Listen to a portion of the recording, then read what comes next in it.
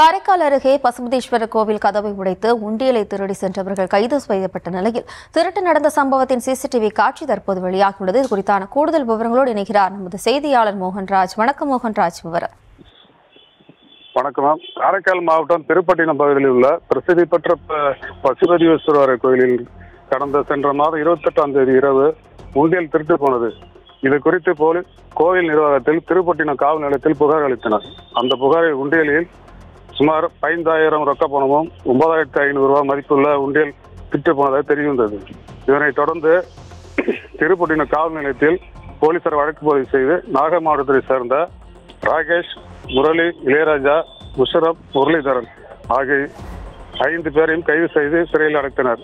மேலும் அவர்களிடமிருந்து உண்டியல் மற்றும் 12,450 ரொக்க பணமும் 3 மோட்டார் சைக்கிள், 4 செல்போன்கள் பறிமுதல் செய்தனர்.